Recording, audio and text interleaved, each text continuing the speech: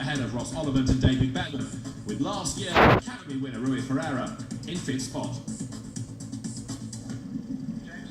Race 2 for the Avon Tyres Caterham Roadsport Championship this weekend. The familiar double-header format for all classes. Daniel Quintero's race win in race 1 puts him on pole alongside Russ Oliver.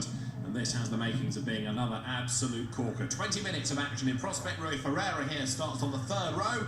And he, like everybody else now, looks forward and concentrates on that lighting gantry. In a moment, the lights will go red, engine notes will rise, and then 28 Roadsports unleashed. Good start from the outside of the front row by Ross Oliver on board with Ferreira. The red car to the left of Dan Prosser has got a slightly better start. They were level on the 3rd row. Prosser on the outside is going to lose out as Rui Ferreira sweeps through on the inside. Now, is everybody safely through paddock? Yes is the answer, and they climb uphill towards Druids. It's Russ Oliver then, the race leader, as they work their way through Druids for the first time. Number 2, Thomas Munn, goes through. The Dane, based in London, and the field pours downhill for the very first time. 1 and 2 trying to be all heroic look on the inside there. One of them being the red car in the hands of Dan Prosser, but up front it's Ross Oliver trying to get away. Now, making a break in a Caterham race is very difficult indeed, but he's on the way to do it at the moment as number 2, Thomas Munn, goes through. Trouble is, the opposition may well be able to tow themselves back onto the tail of the leader by the time they've got to the end of the pit straight. Through clearways, into Clark Curve, they swoop for the very first time, and up towards the timing line. End of lap 1. Race leader Russ Oliver trying to get away from the rest, a challenge being made lower down. Look, as to the inside goes 29, William Lloyd, and Will breaks as late as he dares, going into paddock as it were. Yes, it has, he's up the inside and he's gone by. Oliver then leads the way as they head up towards Druids once more. Daniel Quintero runs 2nd and the bright blue car 3rd. He's done a David Bevan.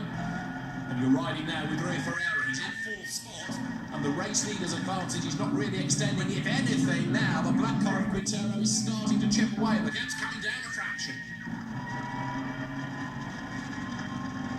Nose to tail for 2nd place though. Daniel Quintero under attack from a hard-charging David Bevan as the cars work their way now. Once more up towards clearways. Tyres squealing in protest as they work their way through.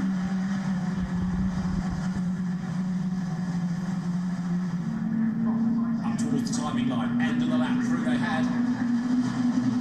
Rui Ferreira is a man on a mission. David Bevan just up ahead of him, the man from Winchester. They dive into paddock, and the lead battle is 4, almost 5 in a line now, because there, number 74 joining in is Rob Watts. Finished 4th in the opening race of the weekend, and now trying to go better than that. But he's caught the pack, now he's got to work his way through. So 4/5 for the race lead. Downhill they come. Still it's Ross Oliver in charge, but loads of curb being used on the inside there by Daniel Quintero to try to shorten the lap and bring down the gap to the race leader. Taking with him David Bevan as well as they work their way now left and then right through the Surtees McLaren sequence into clearways. David Bevan getting a little bit crossed up there in 3rd place, and that enables Rui Ferreira to get a little bit closer to him. Race leaders in the meantime, nose to tail up towards the line. Quintero now makes his move to the outside, and there's real drama there. Look, Sarah Porter is off as the leaders go side by side. Quintero right round the outside takes the advantage. Sarah Porter is back on track, but the new race leader is Daniel Quintero, who is, don't forget, looking to do the double this weekend because he won race 1.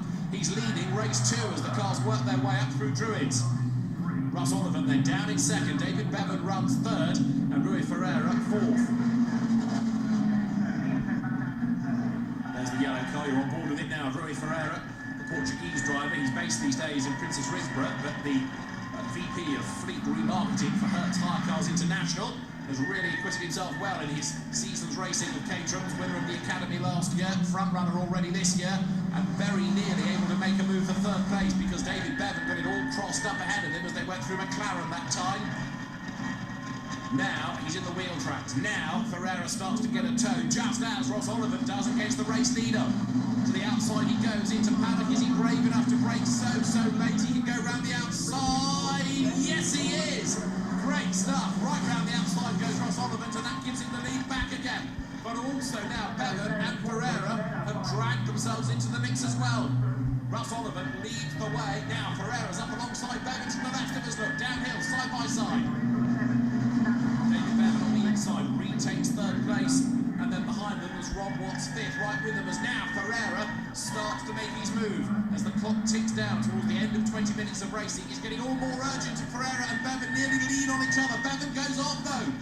All over the grass, look up the road. The leaders are still nose to tail, but Ferreira takes third. Watts goes fourth, and down to fifth slips Bevan.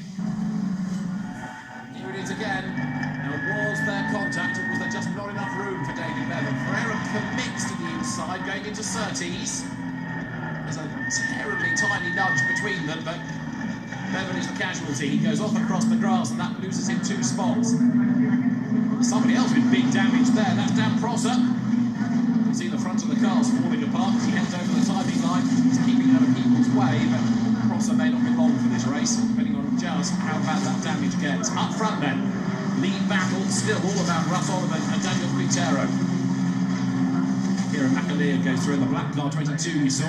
There are bits of car lying in the road up at Druids as Alan Cooper turns his way through Druids.